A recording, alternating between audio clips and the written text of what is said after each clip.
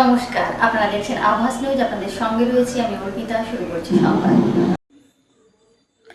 এবার কড়া পাহারায় রাখা হয়েছে ইভিএম মেশিনগুলি, আর শাসক বিরোধী সব রাজনৈতিক দলগুলি একবার করে গিয়ে দেখছেন তাদের ইভিএম মেশিন বদল করে দেওয়া হচ্ছে কিনা।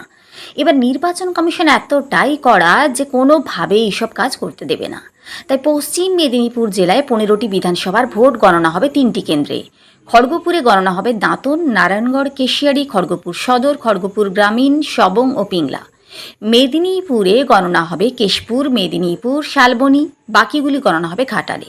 তবে প্রতিটি গণনা কেন্দ্রে কড়া নিরাপত্তা বলয় গড়ে তোলা হয়েছে। প্রতিনিয়ত শাসক ও বিরোধী রাজনৈতিক দলগুলি হিসেব নিকেশ করছেন। তবে এবার যেভাবে মানুষ নিজের ভোট নিজেই দিয়েছেন, তাতে কাকে বেছে নিয়েছেন তা কোনো দলের প্রার্থী 4 মের আগে বলতে পারবেন না। তবে খড়গপুর গ্রামীণ সহ পশ্চিম মেদিনীপুরের বেশ কয়েকটি আসনে যে শাসক দলের জয়লাভ হবে তা নিশ্চিত এক প্রকার। বিজেপির টার্গেট করেছে নারায়ণগড়, মেদিনীপুর, ঘাটাল, ডেবরা, গড়বেতা, দাঁতন ও কেশিয়ারি। তবে শাসক দলের নেতাদের বক্তব্য, মহিলারা যেভাবে ভোট দিয়েছেন তাতে শাসক দলের জয় কেউ আটকাতেই পারবেন না। কারণ মাসের প্রথমে প্রতিটি মহিলারা লক্ষ্মীর ভাণ্ডারে টাকা পাচ্ছেন, সেই টাকা কে দেবে? তাই শাসক দলের নেতা ও প্রার্থীদের বিরুদ্ধে ক্ষোভ থাকলেও নেত্রী মমতা বন্দ্যোপাধ্যায়কে মুখ্যমন্ত্রী করার জন্য এইভাবে ভোট দিয়েছেন মহিলা বাহিনী বলে দাবি নেতাদের। आउट कि भय आउट, भरोसाहीन बीजेपी के वोट दी, मोदी जी बोले। প্রথম দফার ভোট ভালোভাবে কাটলো, 91% থেকে 99% ভোট পড়েছে। দ্বিতীয় দফার ভোট কি শান্তিপূর্ণ হবে, কি মনে করছেন? এখন টিএমসি প্রথম দফার ভোটে 2-3 ঘন্টার মধ্যে বুঝে গেছিল তারা হারছে, তাই গন্ডগোল করার চেষ্টা করেছে, কিন্তু খুব একটা কিছু করতে পারেনি। তাই এবারে ওদের কোর এলাকায় আমরা ঢুকছি, তো ভোট তো লোকেরা দেবেই, তারা ভোটে ডিস্টার্ব করবে, ভয় দেখাবে, গন্ডগোল করার চেষ্টা করবে। কিন্তু নির্বাচন কমিশন যে মুডে আছে, যেভাবে ভোট করাচ্ছে, সুবিধা করতে পারবে না। সেন যারা গন্ডগোল করতে আসছে তারা যেন ভেবে আসে কি হবে তারপরে পরিণাম। আর সাধারণ মানুষকে আমি বলবো যে আপনারা নিশ্চিন্ত হয়ে ভোট দিন। যেভাবে 152টা সিটে ভোট হয়েছে 16টা জেলাতে, এবারে শহরাঞ্চলের মানুষ যারা আছেন কলকাতার কাছাকাছি, তারাও পরিবর্তনে অংশগ্রহণ করে ব্যাপক ভোট দিন। কারও কোনো ক্ষমতা নেই আপনাকে ডিস্টার্ব করে। প্রথম দফা ভোটের পরে বিজেপি বলছে আমরা জিতবো, তৃণমূল বলছে আমরা জিতবো। মূলত জবাবটা কি 4 তারিখ ব্যালট বক্সে পাওয়া যাবে? তৃণমূল 4 তারিখ অবধি জিতবে, আমরা 4 তারিখের পরে জিতবো।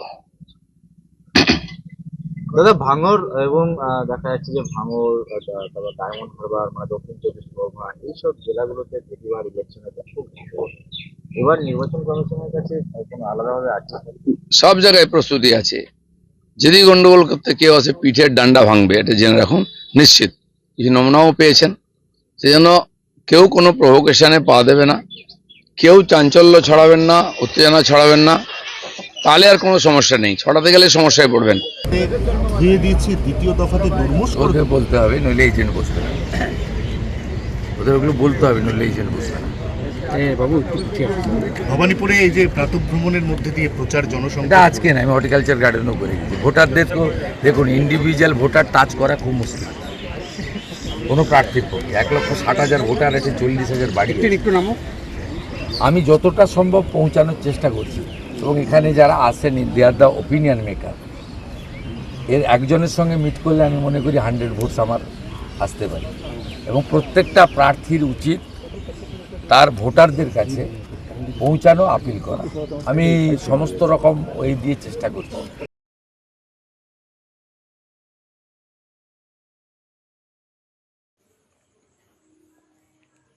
নারায়ণগড়, কেশিয়ারি ও দাঁতন বিধানসভায় ফলাফল কী হবে তা নিয়ে শাসক ও বিরোধী দুই রাজনৈতিক দল ভোটের পর থেকে বিশ্লেষণ করতে ব্যস্ত। বিশেষ করে নারায়ণগড়ে বিজেপি প্রার্থী রমা প্রসাদ গিরি যাতে জয়ী হন তার জন্য তৃণমূলের প্রার্থীর সঙ্গে থাকা নেতারা বিজেপি প্রার্থীর সঙ্গে মোবাইল ফোনে তথ্য আদান প্রদান করেছিলেন বলে একটি অডিও ভাইরাল হয়েছিল।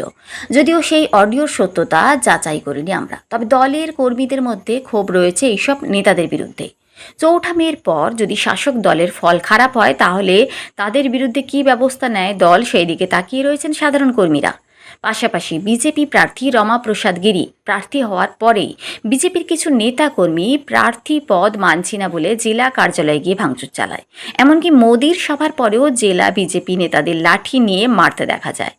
বিজেপির কর্মীরা সোশ্যাল মিডিয়ায় সেই প্রশ্ন তুলেছেন, সোশ্যাল মিডিয়ায় বলেছেন, দলের হয়ে যারা দলের ক্ষতি করে তৃণমূল প্রার্থী প্রতিভা রানী মাইতির সঙ্গে দেখা করে রমাপ্রসাদ গিরিকে হারানোর চেষ্টা করেছে, দল তাদের বিরুদ্ধে কী ব্যবস্থা নিচ্ছে সেই দিকে তাকিয়ে রয়েছেন বিজেপি কর্মীরা।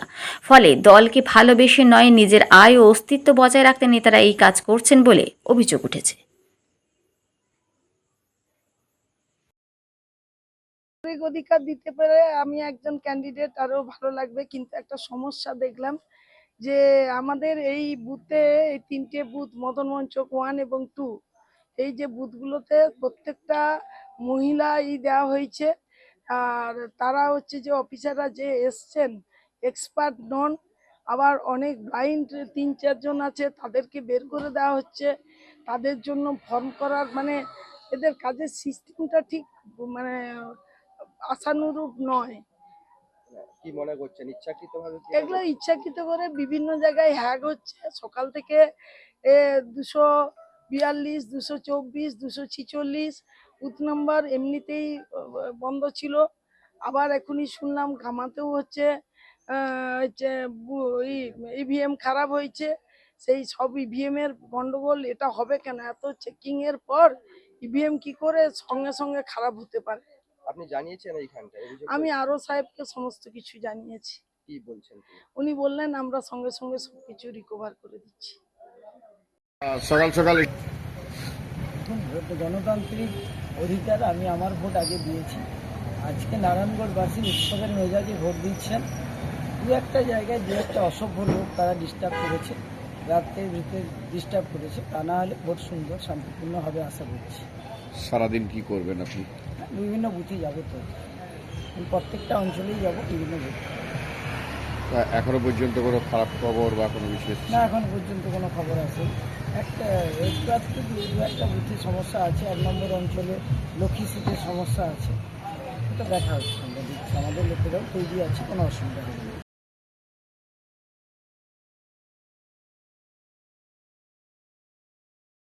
জঙ্গলমহলের ঝাড়গ্রাম জেলা জুড়ে হাতির তাণ্ডব অব্যাহত, আর সেই পরিস্থিতিতে বিধানসভা নির্বাচনের আবহে বাড়তি সতর্কতায় বন দপ্তর। হাতি অধ্যুষিত এলাকাগুলিতে ভোট গ্রহণ শেষ হলেও সম্ভাব্য ঝুঁকি এড়াতে এখনও কড়া নজরদারি বজায় রাখা হয়েছে। গত 23শে এপ্রিল বৃহস্পতিবার ঝাড়গ্রাম জেলায় প্রথম দফার ভোট গ্রহণ অনুষ্ঠিত হয়।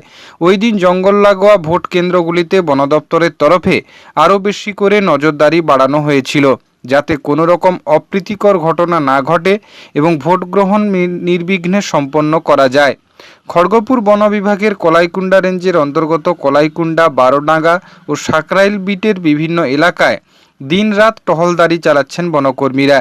সাধারণ মানুষের নিরাপত্তা নিশ্চিত করতে কোনো রকম ঝুঁকি নিতে নারাজ বন দপ্তর। কলাইকুণ্ডা রেঞ্জের রেঞ্জ অফিসার প্রণয় সরকার জানান, ভোট শুরুর দিন থেকে ফল ঘোষণা পর্যন্ত বিশেষ নজরদারি চালানো হচ্ছে। অন্যান্য সময়ের তুলনায় এই সময়ে টহল ও সতর্কতা অনেক বেশি জোরদার করা হয়েছে।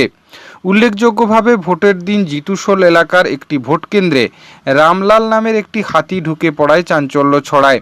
তবে বন দপ্তরের তৎপরতায় দ্রুত হাতিটিকে নিরাপদ দূরত্বে সরিয়ে নেওয়া হয়, ফলে কোনো বিঘ্ন ছাড়াই ভোট গ্রহণ সম্পন্ন হয় এবং স্বস্তিতে ভোট দেন স্থানীয় বাসিন্দারা। অপ্রীতিকর ঘটনা এড়াতে বন দপ্তরের আধিকারিকরা দিনভর টহলদারির পাশাপাশি মাইকিং করে এলাকাবাসীকে সতর্ক করছেন। হাতির গতিবিধির উপর কড়া নজর রেখে সাধারণ মানুষের নিরাপত্তা নিশ্চিত করতে সর্বতোভাবে তৎপর বন দপ্তর। গতিপথে বাধা দেবেন না। হাতি দেখবার জন্য জীবনের ঝুঁকি নিয়ে শিশু, মহিলা, সর্বোপরি সাধারণ মানুষ ভিড় জমাবেন না। রাত্রিবেলায় বাড়ির বাইরে বেরোলে অবশ্যই টর্চ লাইট ব্যবহার করুন। ভোরবেলায় বাতকৃত করতে জঙ্গলে যাবেন না। বাড়িতে হাড়িয়া ও ব্রহ্মা মদ মজুদ করবেন না। যদি বন্য প্রাণী দ্বারা ক্ষতিগ্রস্ত হয়ে থাকেন তবে সংশ্লিষ্ট বন দপ্তরের অফিসে যোগাযোগ করুন। বন দপ্তর সর্বদা আপনার পাশে আছে। খড়গপুর বন বিভাগ, পশ্চিমবঙ্গ সরকার দ্বারা জনস্বার্থে প্রচারিত।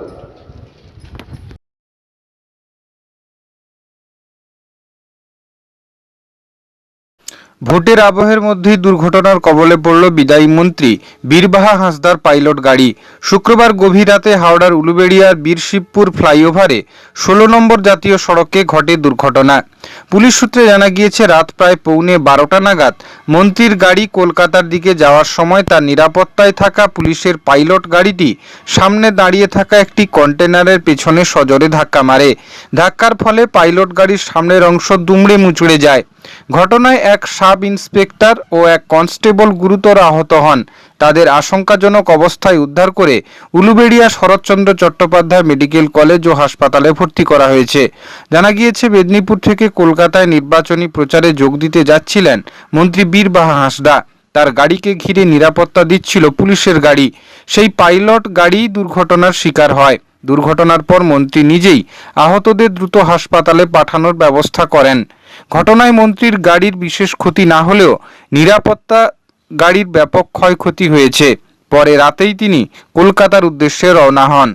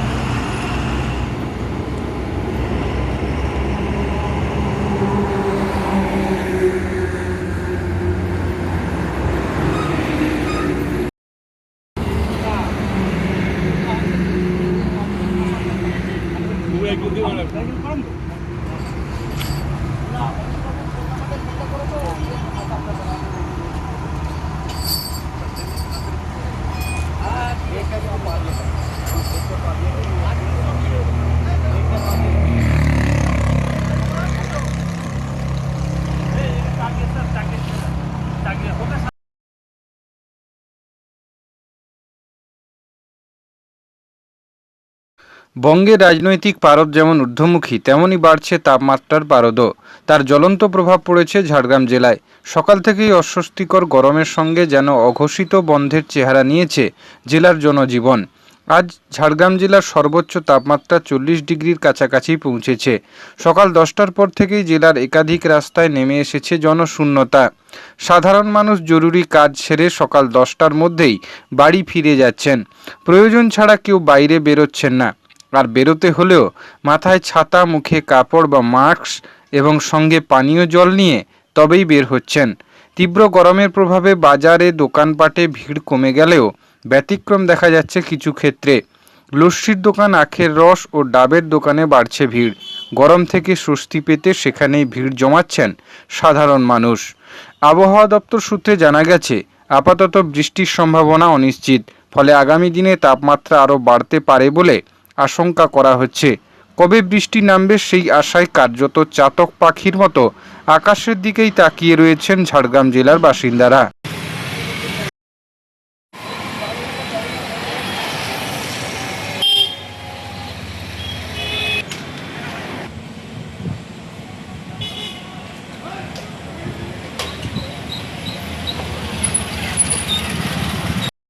আপনার এয়ারটেল, ভোডাফোন সিমের নাম্বার পরিবর্তন না করে জিওতে আসুন আর পেয়ে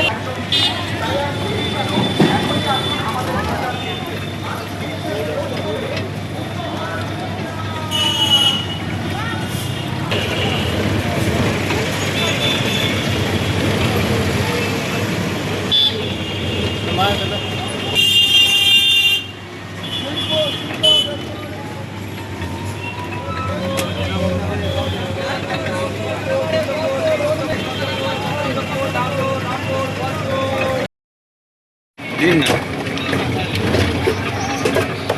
10 টাকা।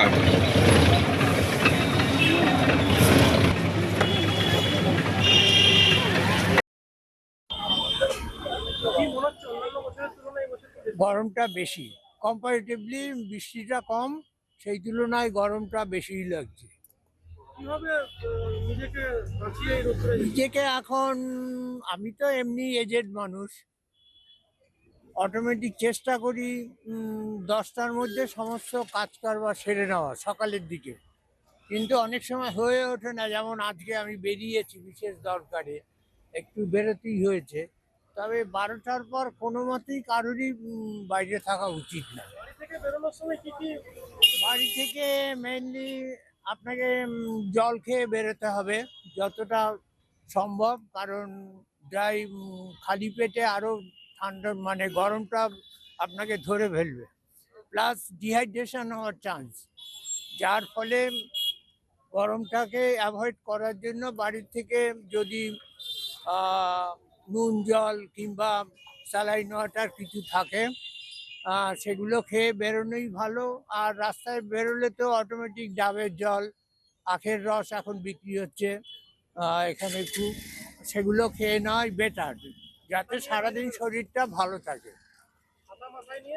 হ্যাঁ, ছাতা তো অবশ্যই। আমার নাম ভূপ।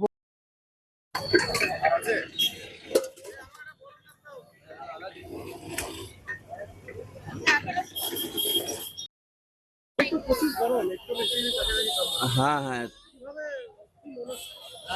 গরমে আমরা যথেষ্ট সতর্ক নিয়ে চলছি। আমরা খুব বেলা হলে আমরা বাড়ির বাইরে বেরোচ্ছি না।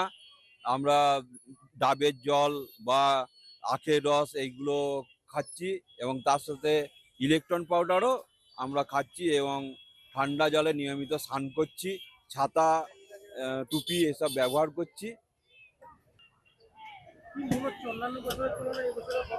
হ্যাঁ, এবছর একটু গরমটা বেশি মনে হচ্ছে। আমার নাম।